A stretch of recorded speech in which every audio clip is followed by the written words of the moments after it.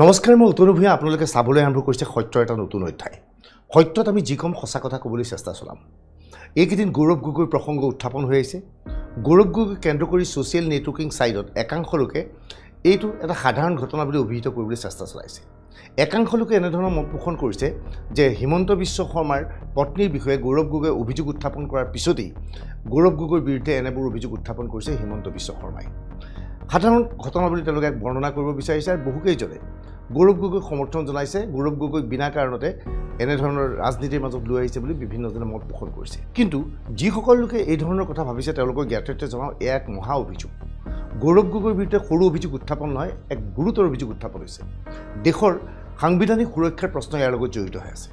আসলতে সমগ্ৰ বিষয়বস্তু চাই এনে ধৰণৰ ধাৰণা কৰিব পাৰি নেকি যে সমগ্ৰ ঘটনাত আসলতে গৌৰৱ গগৈৰ নিৰ্দোষ কিন্তু গৌৰৱ গগৈ এলিজাবেথক বিয়া পৰাৰ পিছতেই সমগ্ৰ ষড়যন্ত্ৰৰ মাজত সোমাই পৰিল অৰ্থাৎ এলিজাবেথৰ ষড়যন্ত্ৰৰ বলি হ'ল নেকি গৌৰৱ গগৈ এই প্ৰশ্ন আমি নহয় মুখ্যমন্ত্ৰী হিমন্ত বিশ্ব শৰ্মাই 24 ঘণ্টাৰ পূৰ্বে উল্লেখ কৰিছে আজি গৌৰৱ গগৈ ইয়াৰ প্ৰত্যুত্তৰ দিছে কিন্তু সমগ্ৰ বিষয়টো ভালকৈ ভাবি চাওক গৌৰৱ গগৈ এলিজাবেথক সৈতে বিবাহপাশত আবদ্ধ হৈছিল কেতিয়া এলিজাবেথৰ সৈতে যেতিয়া গৌৰৱ গগৈ বিবাহপাশত আবদ্ধ হৈছিল তেতিয়া গৌৰৱ গগৈ সাংসদ আছিল সেই সময়ত গৌৰৱ গগৈৰ পিতৃ তৰুণ গগৈ অসমৰ মুখ্যমন্ত্ৰী আছিল দেশৰ এজন আশাৰী নেতা সেই সময়ত গৌৰৱ গগৈ ব্ৰিটিছ নাগৰিক এলিজাবেথৰ সৈতে বিবাহপাশত আবদ্ধ হয় পৰৱৰ্তী সময়ত গৌৰৱ গগৈ সাংসদ হ'ল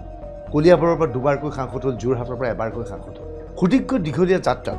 গৌৰৱ গগৈ কিন্তু এবাৰো ভবা নাছিল যে তেওঁৰ পত্নী ব্ৰিটিছ নাগৰিক বিয়া হোৱাৰ ইমান দিন পাৰ হৈ গ'ল এতিয়াও তেওঁক ভাৰতীয় নাগৰিকৰ মৰ্যাদা দিয়া হোৱা নাই কংগ্ৰেছৰ নেতা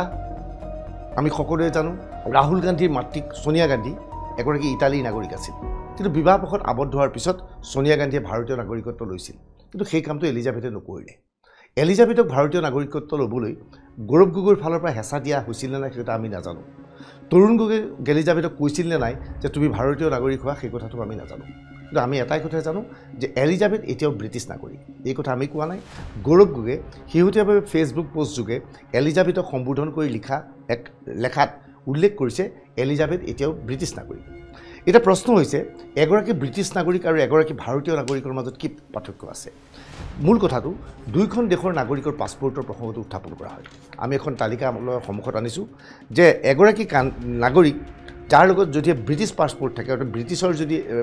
নাগৰিক হয় ব্ৰিটিছ পাছপৰ্ট থাকে তেনেহ'লে সেইগৰাকী নাগৰিকে কমেও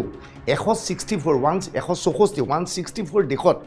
বিনা ভিছা কোনো ধৰণৰ আগতীয়াকৈ ভিছাৰ আবেদন নকৰি সেই দেশত প্ৰৱেশ কৰিব পাৰি যেনেকৈ আমি ভাৰতীয়সকলে বেংককত যাব পাৰোঁ আমি যেনেকৈ ভাৰতীয়সকলে শ্ৰীলংকাত যাব পাৰোঁ পাছপৰ্টৰ প্ৰয়োজন হয় ভিছাৰ কাৰণে এৰাইভেলৰ পিছতে ভিছা পোৱা যায় অৰ্থাৎ এগৰাকী ব্যক্তিৰ লগত ব্ৰিটিছ পাছপৰ্ট থাকিলে তেওঁ 164খন জাগাত স্থানলৈ অতি সহজে যাব পাৰি ইয়াৰ বিপৰীতে ভাৰতীয় পাছপৰ্ট যদি এগৰাকী ব্যক্তিৰ লগত থাকে তেনেহ'লে খুব বেছি 57খন দেশত তেওঁ সহজে যাব পাৰে আৰু সেই দেশখনো যথেষ্ট উন্নত দেশ নহয় কিন্তু ব্ৰিটিছ পাছপৰ্ট থাকিলে যিকোনো দেশত উন্নত দেশলৈ যাব পৰা যায় সেইবাবেই এলিজাবেথে ভাৰতীয় নাগৰিকত্ব নলৈ এই পৰ্যন্ত ব্ৰিটিছ পাছপৰ্ট লৈ আছিল নেকি ইয়াৰ লগে লগে বহুবোৰ প্ৰশ্ন সন্মুখলৈ আহিছে গৌৰৱ গগৈৰ সৈতে বিবাহপাশত আবদ্ধ হোৱাৰ পূৰ্বে এলিজাবেথে বিবাহৰ পূৰ্বে ইছলামাবাদত আলী শ্বেখ নামৰ এজন ব্যক্তিৰ লগত একেটা NGOত কাম কৰিছিল আলী শ্বেখ হ'ল পাকিস্তানৰ পৰিকল্পনা আয়োগৰ উপদেষ্টা আৰু বিভিন্ন সময়ত তেওঁ ভাৰত বিৰোধী স্থিতি গ্ৰহণ কৰি আছিল এলিজাবেথে তেওঁৰ প্ৰতিষ্ঠানৰ সৈতে একেলগে কাম কৰিছিল সেইটো একো ডাঙৰ অপৰাধ হ'ব নোৱাৰে বিবাহৰ পূৰ্বে এলিজাবেথে কাম কৰিব পাৰে কিন্তু বিবাহৰ পিছত এলিজাবেথে সেই প্ৰতিষ্ঠানটোৰ লগত জড়িত আছিল নেকি সেইবোৰ প্ৰশ্ন উত্তৰ সন্মুখলৈ আহিছে গৌৰৱ গগৈয়ে আজি সংবাদমেলৰ আয়োজন কৰিলে গৌৰৱ গগৈয়ে সংবাদমেলত পোনপটীয়াভাৱে কৈ দিব পাৰিলেহেঁতেন যে হয় এলিজাবেথে বিবাহৰ পূৰ্বে পাকিস্তানৰ ইছলামাবাদত স্থিত প্ৰতিষ্ঠানৰ লগত কাম কৰিছিল বা বিবাহৰ পিছতো ইছলামাবাদৰ প্ৰতিষ্ঠানৰ লগত কাম কৰিছে এয়া কোনো অপৰাধ নহয় এলিজাবেথ ISI নহয় পাকিস্তানত কোনো প্ৰতিষ্ঠানৰ লগত কাম কৰা মানে ISI হোৱাটো নুবুজায় সেই কথাটো গৌৰৱ গগৈয়ে কৈ দিব লাগিছিল যদিহে গৌৰৱ গগৈ সৎসাহস আছিল কিন্তু গৌৰৱ গগৈয়ে আজি সেইবোৰ কথা নক'লে আচলতে কেবিনেটে গৌৰৱ গগৈৰ পত্নী এলিজাবেথৰ ভূমিকা তথা পাকিস্তানৰ আলী শ্বেখৰ ভূমিকাৰ ওপৰত তদন্ত কৰিবলৈ DGPক দায়িত্ব দিলে DGPয়ে আজি জানিবলৈ দিয়া মতে অসম DGPয়ে জানিবলৈ দিয়া মতে CIDক ইতিমধ্যে এটা গোচৰ ৰুজু কৰা হৈছে ছ'চিয়েল নেটৱৰ্কিং সাইটত ফেচবুকত বিভিন্নজনে অভিযোগ কৰিছে দেশৰ নিৰাপত্তাজনিত বিষয়ক লৈ অসম চৰকাৰ আৰক্ষীয়ে কৰিবলগীয়া কি আছে বাস্তৱতে সেয়া হয়নে যিসকল লোকে নাজানে তেওঁলোকৰ জ্ঞাততে জনাম অসম আৰক্ষীয়ে গোচৰটো লৈ যিকোনো মুহূৰ্তত এলিজাবেথক সোধা পোছা কৰিব পাৰে এলিজাবেথৰ পাছপৰ্টখন চোৱাৰ অধিকাৰ অসম আৰক্ষীৰ আছে যদিহে এই ক্ষেত্ৰত এলিজাবেথে সহায় নকৰে তেনেহ'লে অসম আৰক্ষীৰ ফালৰ পৰা হোম মিনিষ্ট্ৰীক জনাব পাৰে বৈদেশিক মন্ত্ৰণালয়ক জনাব পাৰে স্বাভাৱিকতেই এলিজাবেথৰ বিৰুদ্ধে যিটো গোচৰ ৰুজু হৈছে সেই গোচৰটোক এটা সৰু গোচৰ বুলি যিসকলে ভাবিছে তেওঁলোকে ভুল কৰিছে সেই কথাটো কংগ্ৰেছেও বুজিছে হঠাৎ গৌৰৱ গগৈৰ বিৰুদ্ধে বিজেপি কেন্দ্ৰীয় নেতৃত্ব সৰব হৈ পৰিছে ৰাজধানী নতুন দিল্লীত আজি বিজেপি সংবাদমেলৰ আয়োজন কৰাইছিল যি সংবাদমেলত আজি গৌৰৱ গগৈৰ ভূমিকা তথা এলিজাবেথৰ ভূমিকাক লৈ প্ৰশ্ন সৃষ্টি কৰিছে এনে অৱস্থাত কংগ্ৰেছৰ হাইকমাণ্ডৰ ফালৰ পৰা কংগ্ৰেছ নেতৃত্বক নিৰ্দেশ দিয়া হৈছে যে সকলোৱে গৌৰৱ গগৈৰ পক্ষত থিয় দিব লাগে এনে অৱস্থাত জিতেন্দ্ৰ সিংৰ দৰে নেতায়ো টুইটাৰত গৌৰৱ গগৈক ছাপোৰ্ট কৰি মুখ্যমন্ত্ৰী হিমন্ত বিশ্ব শৰ্মাক সমালোচনা কৰিছে আজি ৰাজীৱ ভৱনত এখন সংবাদমেলৰ আয়োজন কৰা হৈছিল প্ৰদেশ কমিটিৰ সভাপতি ভূপেন বৰাই আহ্বান কৰি আয়োজিত সংবাদমেলত ভূপেন বৰাৰ লগতে গৌৰৱ গগৈ উপস্থিত আছিল কিন্তু সংবাদমেলত তেওঁলোকৰ বডি লেংগুৱেজ তেওঁলোকৰ কথা বতৰা লিখি ধাৰণা হ'ল গৌৰৱ গগৈ হওক ভূপেন বৰা হওক ৰাজনৈতিকভাৱে কিছু নাৰ্ভাছ অনুভৱ কৰিছে আজি ভূপেন বৰাই স্পষ্টভাৱে কয় তেওঁ গৌৰৱ গগৈৰ লগত আছে কংগ্ৰেছ গৌৰৱ গগৈৰ লগত আছে নাটকীয়ভাৱে গৌৰৱ গগৈৰ বিৰুদ্ধে যিসকল আৰক্ষী বিষয়ে তদন্ত কৰিব লাগিছে তেওঁলোককো আজি ভূপেন বৰাই কাৰ্যত ভাবুকি প্ৰদান কৰি কৈছে যে এটা সময়ত কংগ্ৰেছ ক্ষমতালৈ আহিলে তেওঁলোকৰ ওপৰত চাই ল'ম এনেধৰণৰ ইংগিত আজি গৌৰৱ গগৈৰ উপস্থিতিত ভূপেন বৰাই সংবাদমেলত কোৱা দেখা গ'ল মুকলিমূৰীয়াকৈ অসম প্ৰদেশ কংগ্ৰেছ কমিটিৰ হৈ হিমন্ত বিশ্ব শৰ্মাক জনাই দিছোঁ গৌৰৱ গগৈ অকলশৰীয়া নহয় আৰু এইখন যুঁজ হিমন্ত বিশ্ব শৰ্মাই গৌৰৱ গগৈৰ বিৰুদ্ধে কৰিছে বুলি ভাবিব নালাগে অসম প্ৰদেশ কংগ্ৰেছ কমিটি প্ৰত্যেকজন তৃণমূল পৰ্যায়ৰ নেতা কৰ্মী এই যুঁজত গৌৰৱ গগৈৰ লগত থকাই নহয় ডিজিপি এনকুৱাৰী কমিশ্যন সবকে মই কৈ দিছোঁ এনকুৱাৰীৰ সময়ত এটা কথা মনত ৰাখিব যে হিমন্ত বিশ্ব শৰ্মাৰ চকীখনো স্থায়ী নহয় আৰু বিজেপিৰ হাতত থকা ক্ষমতাও স্থায়ী নহয় এই কথা বিজেপিক মনত ৰাখিবৰ কাৰণে আৰু এনকুৱাৰী বিষয়াসকলকে এই কথা মনত ৰাখিবৰ কাৰণে যে পাৱাৰ ইজ নট পাৰ্মানেণ্ট আমি বহুত ক্ষমতা দেখিছোঁ বহুত ক্ষমতা পাইছোঁ বহুতবাৰ ক্ষমতা হেৰুৱাইছোঁ ইয়াৰ কিন্তু পৰিণতি আৰু পৰিস্থিতি বহুত বেয়া ফালে যাব গৌৰৱ গগৈৰ বিৰুদ্ধে গুৰুতৰ অভিযোগ উত্থাপন কৰিছে মুখ্যমন্ত্ৰী হিমন্ত বিশ্ব শৰ্মাই ইতিমধ্যে স্পষ্ট কৈছে যে ২৬/১১ কাছব কাণ্ডৰ মুম্বাইত যি ধৰণৰ ভয়ানক ঘটনা সংঘটিত হৈছিল তাৰ পিছত পাকিস্তানৰ সৈতে ভাৰতৰ সম্পৰ্ক সম্পূৰ্ণ বেয়া হৈছিল কিন্তু তাৰ ৬-৭ বছৰ পিছত গৌৰৱ গগৈ কি পৰিৱেশ পৰিস্থিতিৰ সৃষ্টি হ'ল পাকিস্তান ভাৰতৰ নতুন দিল্লীস্থিত পাকিস্তানৰ দূতাবাসলৈ গৈ উচ্চায়ুক্তৰ সৈতে একেলগে বহি একাংশ ছাত্ৰ ছাত্ৰীক লৈ কথা পাতিলে ইয়াক লৈ হিমন্ত বিশ্ব শৰ্মাৰ প্ৰশ্ন উত্থাপন কৰিছে গৌৰৱ গগৈ কিন্তু ইয়াৰ উত্তৰ দিয়াৰ পৰা বিৰত আছে আজি গৌৰৱ গগৈয়ে কৈছে এই বাতৰিটো তেতিয়া দা হিন্দুত ওলাইছিল গতিকে এইটো লুকাই চুৰ কৰি থকা বিষয় নহয় কিন্তু প্ৰশ্ন হৈছে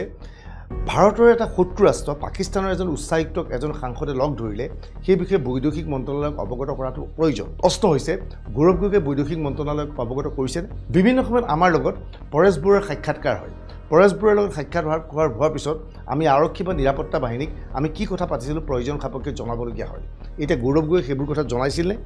কিন্তু গৌৰৱ গগৈয়ে এইবোৰ উত্তৰ দিয়াৰ পৰা বিৰত আছে অসম চৰকাৰে আৰক্ষী গোচৰটো ৰুজু কৰাৰ পিছত গৌৰৱ গগৈয়ে স্পষ্টভাৱে ক'ব লাগিছিল যে উত্তৰ দিব লাগিছিল কিন্তু উত্তৰ নিদিলে আজি গৌৰৱ গগৈক মুখ্যমন্ত্ৰীক আক্ৰমণ কৰি ক'লে যে মুখ্যমন্ত্ৰীৰ মুখখন মন কৰক মুখ্যমন্ত্ৰীৰ মুখত ভয়ৰ চিন নিৰ্বাচনত হাৰাৰ চিন সেয়েহে মুখ্যমন্ত্ৰীয়ে এনেধৰণে গৌৰৱ গগৈক টানি আনিছে আৰু চকু চালেই মানুহে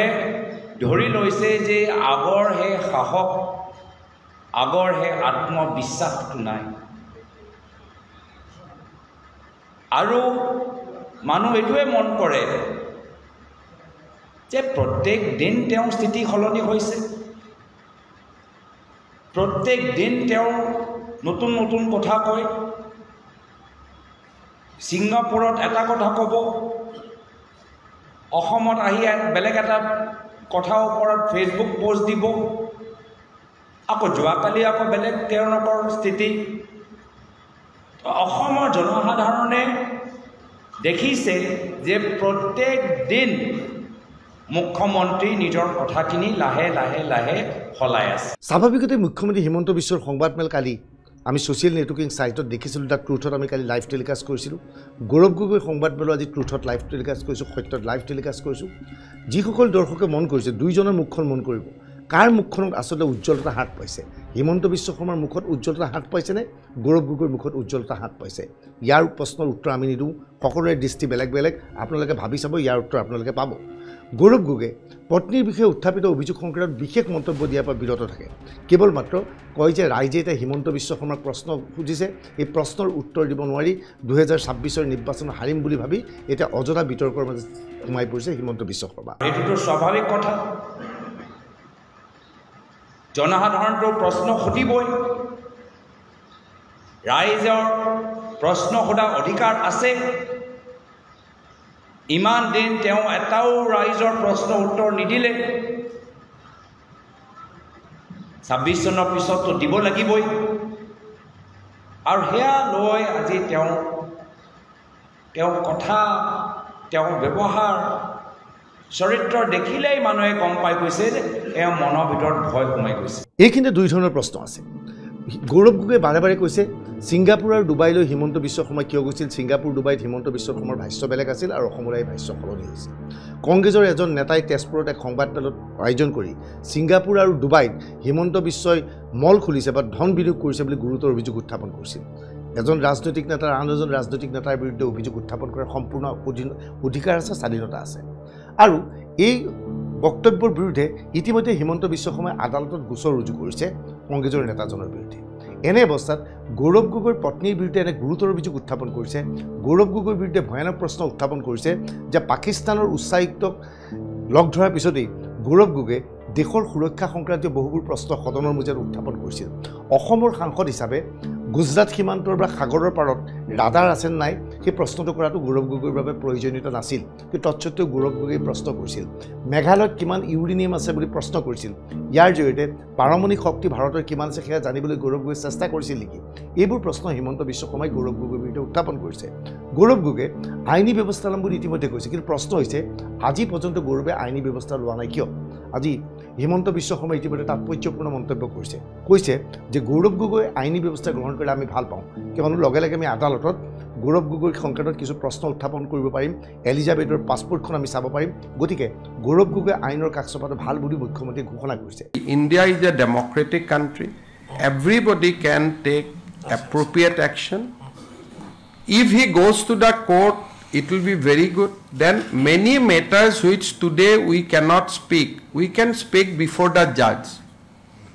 so if he goes to the court tekhete jodi adalotoloi jay heto ahom sarkare tak adoroni janabo tetia ami judicial platform oto court e jodi koy apunar passport khon muk dekhok tetia teo to nedekhwa koi thakibo noare court e jodi koy je apunar patni passport khon dekhok teo to nedekhwa koi thakibo noare সেই কাৰণে আমি বিচাৰো যে আমি আদালতত direct যাব নোৱাৰো আমি পুলিচ আদালতত যাব লাগিব পুলিচে আদালতত চাৰ্জ শিট দিব তেতিয়াহে কেছটো আদালতত যাব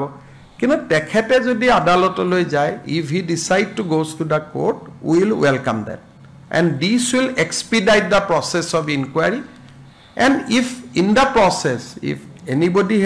is innocent he will be declared innocent by court of law we have no objection to it but this matter need to be investigated very very seriously এইখিনি মুহূৰ্ততে অনেক প্ৰশ্ন উত্থাপন হৈছে যে গৌৰৱ গগৈ ষড়যন্ত্ৰৰ মাজত সোমাই পৰিছে নেকি যে আসলতে গৌৰৱৰ পত্নী এলিজাবেথ ব্ৰিটিছ নাগৰিক ইছলামাবাদৰ এটা প্ৰতিষ্ঠানৰ সৈতে তেওঁ কৰ্মৰত অৱস্থাত আছিল ইছলামাবাদৰ সেই প্ৰতিষ্ঠানটোৰ মুৰব্বী আলী তকিৰ শেখ যিজনৰ সৈতে গৌৰৱৰ পত্নীৰ সুসম্পৰ্ক আছিল সেইবোৰ কাৰণতে গৌৰৱৰ পত্নীয়ে আসলে গৌৰৱক সদনৰ মজিয়াত এইবোৰ প্ৰশ্ন উত্থাপন কৰিবলৈ দিছিল নেকি তাৎপৰ্যপূৰ্ণ ঘটনা দিল্লীৰ হিংসাৰ ওপৰত সদনৰ মজিয়াত যেতিয়া চিঞৰ বাখৰ হৈছিল অধ্যক্ষই কেইবাজনো সাংসদক সদনৰ পৰা বৰ্জন কৰিছিল ইয়াৰ মাজত গৌৰৱ গগৈ আছিল কিন্তু খুজি আচৰিত হ'ব পাকিস্তানৰ প্লেনিং কমিশ্যনৰ এই বিষয়াজনে আলী তকিৰ শেখ যি এলিজাবেথৰ সৈতে ঘনিষ্ঠ একেলগে কাম কৰিছিল আলী তকিৰ শেখে টুইট যোগে প্ৰশ্ন কৰিছে গৌৰৱক কিয় জেললৈ ভৰোৱা হৈছে অকল বহুকেইজন সাংসদৰ নাম ভৰোৱা হ'ল যদিও কেৱল গৌৰৱৰ প্ৰসংগ উত্থাপন কৰা হৈছিল তাৰ মানে গৌৰৱৰ সৈতে আলী তকিৰ শেখৰ ঘনিষ্ঠ সম্পৰ্ক আছে নেকি এলিজাবেথৰ জৰিয়তে গৌৰৱে এই সম্পৰ্ক স্থাপন কৰিছিল নেকি মুখ্যমন্ত্ৰী হিমন্ত বিশ্ব শৰ্মাই ইতিমধ্যে কৈছে যে বিয়াৰ পিছত ইছলামাবাদৰ পৰা দিল্লীলৈ এলিজাবেথে এজন পাকিস্তানী শীৰ্ষ বিষয়াৰ সৈতে অহাৰ তথ্য আছে ইতিমধ্যে এলিজাবেথ এটা টুইটত উল্লেখ কৰিছিল যে বিয়াৰ পিছত জন্মদিন তেওঁ ইছলামাবাদত উদযাপন কৰিছিল এইবোৰ কথাই প্ৰমাণ কৰিছে যে এলিজাবেথৰ ইছলামাবাদৰ সৈতে সুসম্পৰ্ক আছে কিন্তু এলিজাবেথৰ যদিহে ভাৰতীয় নাগৰিকত্ব ল'লেহেঁতেন তেতিয়াহ'লে এলিজাবেথৰ পাছপৰ্টখন ভাৰতীয় পাছপৰ্ট হ'লহেঁতেন ভাৰতীয় পাছপৰ্ট হোৱাহেঁতেন ইছলামাবাদলৈ ঘনে ঘনে গ'লে চকুত পৰিলেহেঁতেন সেয়েহে এলিজাবেথে ভাৰতীয় নাগৰিকত্ব নলৈ এতিয়াও ব্ৰিটিছ নাগৰিকত্ব লৈ ব্ৰিটিছ পাছপৰ্ট যোগে ইছলামাবাদত ঘনে ঘনে গৈ আছে নেকি আচলতে এই আলী তাকিৰ শ্বেখ যাৰ লগত এলিজাবেথৰ ভাল সম্পৰ্ক একেলগে কৰ্মৰত অৱস্থাত আছিল আলী তাকিৰ শ্বেখে অসম সংক্ৰান্তটো অসমৰ বাংলাদেশী সংক্ৰান্তটো বিভিন্ন সময়ত টুইট কৰিছিল গতিকে এই খবৰবোৰ গৌৰৱ গগৈ এলিজাবেথৰ জৰিয়তে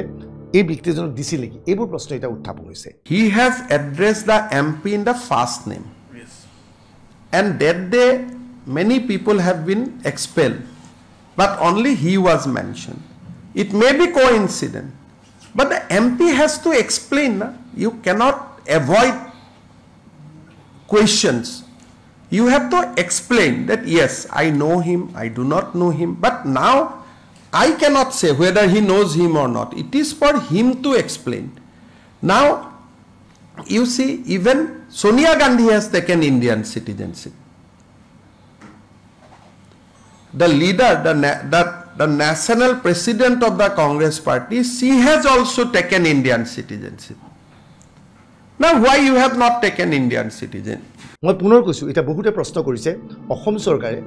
যে দেশৰ সাৰ্বভৌমত্বৰ ওপৰত তদন্ত কৰাৰ অধিকাৰ আছে নেকি সেই বুলি ছ'চিয়েল নেটৱৰ্কিং সাইটত বিভিন্নজনে প্ৰশ্ন কৰিছে কিন্তু বাস্তৱ সত্যটো হৈছে আমি অধিবক্তাসকলৰ লগত আজি কথা পাতিছিলোঁ যে অসম আৰক্ষীয়ে ইচ্ছা কৰিলে এলিজাবেথক সোধপোছ কৰিব পাৰে এলিজাবেথ এগৰাকী ব্ৰিটিছ নাগৰিক এলিজাবেথে যদি সহায় নকৰে তেনেহ'লে অসম চৰকাৰে বা অসম আৰক্ষীয়ে এই বিষয়টো বৈদেশিক মন্ত্ৰালয় বা গৃহ মন্ত্ৰালয়ক অৱগত কৰিব পাৰে এনে অৱস্থাত গৃহ মন্ত্ৰালয়ে এলিজাবেথৰ ভাৰতৰ ভিছা নাকচ কৰি দিব পাৰে ইতিমধ্যে হিমন্ত বিশ্ব শৰ্মাই কৈছে যে কলিয়াবৰ লোকসভা নিৰ্বাচনৰ সময়ত এলিজাবেথ ব্ৰিটিছ নাগৰিক হৈও গৌৰৱ গগৈৰ হৈ নিৰ্বাচনী প্ৰচাৰত অংশগ্ৰহণ কৰিছিল এগৰাকী বিদেশী নাগৰিকে ভাৰতীয় নিৰ্বাচনী প্ৰক্ৰিয়াত জড়িত হ'ব নোৱাৰে কিন্তু এলিজাবেথ কেনেকৈ জড়িত হৈছিল এই বিষয়েও তদন্ত হ'ব কেবিনেটে এই সম্পৰ্কত কেছ এটা ৰেজিষ্টাৰ কৰিব আমি আশা কৰোঁ যে অসমৰ সংসদৰ পত্নী হিচাপে যদিও শ্ৰীমতী এলিজাবেথ গগৈ এগৰাকী ব্ৰিটিছ নাগৰিক তথাপিতো অসমৰ এগৰাকী সংসদৰ পত্নী হিচাপে তেওঁ এই ইনকুৱাৰীত কোঅপাৰেশ্যন কৰিব সহযোগিতা কৰিব নিজৰ পাছপৰ্ট ভিছা ট্ৰেভেল ডকুমেণ্টছ আমাৰ লগত শ্বেয়াৰ কৰিব আৰু গৌৰৱ গগৈ ডাঙৰীয়াই সংসদত ভাৰতৰ নিৰাপত্তা বিশেষকৈ নিউক্লিয়াৰ ৱাৰহেডৰ ওপৰত তেখেতে উত্থাপন কৰা প্ৰশ্নসমূহৰ লগত প্ৰত্যক্ষ পৰোক্ষভাৱে কিবা যোগসূত্ৰ আছে নেকি সেই সম্পৰ্কেও অসম আৰক্ষীয়ে যদি সংসদগৰাকীক কথা পাতিব বিচাৰে আমি আশা কৰোঁ সংসদগৰাকীয়ে নিশ্চয় অসম আৰক্ষীক সহযোগিতা কৰিব সমগ্ৰ বিষয়টো সৰু বিষয় নহয় এটা মাৰাত্মক বিষয় এটা গুৰুত্বপূৰ্ণ বিষয় একাংশ লোকে সাধাৰণ বিষয় বুলি ভাবিছে যদিও পুনৰ কৈছোঁ দেশৰ সুৰক্ষাৰ প্ৰশ্নটো জড়িত আছে আমি পুনৰ কৈছোঁ গৌৰৱ গগৈ প্ৰক্ৰিয়াটোৰ সৈতে ওতঃপ্ৰোতভাৱে জড়িত হৈ পৰিল কেনেকৈ আচলতে গৌৰৱ গগৈ অজানিতে এই প্ৰক্ৰিয়াৰ সৈতে জড়িত হৈ পৰিছিল নেকি এইবোৰ প্ৰশ্নৰ উত্তৰ অসমৰ ৰাইজে বিচাৰিছে গৌৰৱে এতিয়া অপ্ৰয়োজনীয় কথাবোৰ কৈ তুলুঙা মন্তব্য এতিয়াও দি আছে ইয়াৰ লগে লগে আন এক প্ৰশ্ন আহিছে যে গৌৰৱ গগৈক অধিবক্তাই এই পৰামৰ্শ আগবঢ়াইছে নেকি হয় গৌৰৱ গগৈ ইচ্ছাকৃতভাৱে মূল বিষয়বস্তুৰ পৰা এতিয়া সংবাদ মাধ্যমৰ ওচৰৰ পৰা ফালৰি কাটিব পাৰে এইবাবেই কিয়নো গৌৰৱ গগৈয়ে যদি এতিয়া সকলোবোৰ কথা কৈ দিয়ে সেইবোৰ কথাৰ ওপৰত অসম আৰক্ষী আকৌ তদন্ত প্ৰক্ৰিয়া আৰম্ভ কৰিব গতিকে অসম আৰক্ষীৰ ওচৰত উত্তৰ দিবলৈ হয়তো গৌৰৱ গগৈ সাজু আছে সেই উত্তৰত সকলো কথা স্পষ্ট হ'ব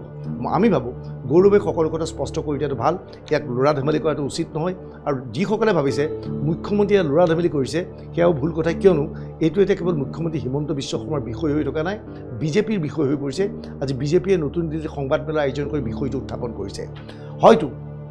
কাইলৈ পৰহিলৈ ভিতৰত এই বিষয়টোলৈ সদনৰ মজিয়া উত্তপ্ত কৰি দিব পাৰে বিজেপিয়ে তেতিয়া যিসকলে ইয়াক হিমন্ত বিশ্বৰ পাৰ্চনেল প্ৰব্লেম বুলি ভাবিছে তেতিয়া প্ৰকৃত কথা জানিব পাৰিব ইয়াক ভয়ানক কথা এই সমগ্ৰ বিষয়টোৰ ওপৰত গৌৰৱ গগৈ বা এলিজাবেথৰ স্পষ্টীকৰণ আমি সকলোৱে অধিক আগ্ৰহেৰে অপেক্ষা কৰোঁ এই ভিডিঅ' সংক্ৰান্তত আপোনাৰ মতামত কমেণ্ট ছেকশ্যনত লিখিব পাৰিব ধন্যবাদ